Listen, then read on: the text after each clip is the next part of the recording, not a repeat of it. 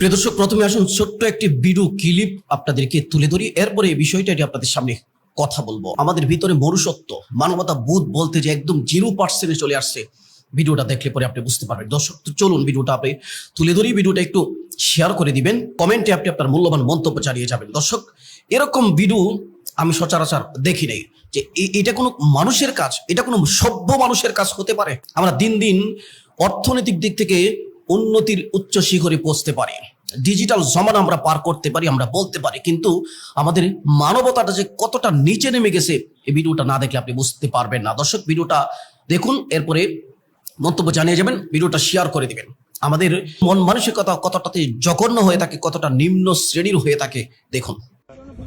একটা মেয়ে আপনার বাসায় এসে সারাদিন কাজ করে আপনাদেরকে সার্ভিস দেয়। আমরা আগে আমাদের বিবেক চেঞ্জ করতে হবে। আমরা মানুষ হতে হলে, প্রকৃত মানুষ হতে হলে বিবেক চেঞ্জ করতে হবে। আচ্ছা ভাইয়া, সরি, আমরা তো সবসময় করি না, সবসময় না।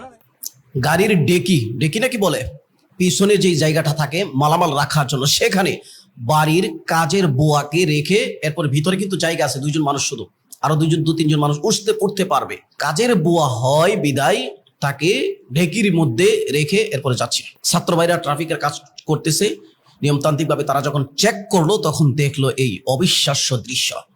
প্রিয় দর্শক, এটা আমি আসলে দেখার পরে এতটা খারাপ লাগছে, আসলে মানুষ কতটা নিচে নামতে পারে, কতটা জঘন্য মন মানসিকতার হতে পারে। টাকা হলেই কেবল সেই মানুষটা ভদ্র উন্নত মানের হতে পারে না। চারিত্রিক দিক থেকে, মানুষের আখলাকের দিক থেকে উন্নত না হলে সে কখনো উন্নত চরিত্রের হতে পারে না। যে মেয়েটাকে দিয়ে বাড়ির সব কাজ করাই, যে মেয়েটাকে দিয়ে বাজার পর্যন্ত করাই, ঘরের সমস্ত কাজকর্ম করাই, রান্না বান্না সব করাই, কিন্তু বসার সময় সেই মেয়েটাকে গাড়ির ডেকির মধ্যে যেখানে মালামাল রাখা হয় সেখানে নিয়ে যাচ্ছে, সেখানে বসায় তাকে নিয়ে যাওয়া হচ্ছে। দর্শক, সে বলতেছে সচরাচর এরকম হয় না, আজকে করে ফেলছি।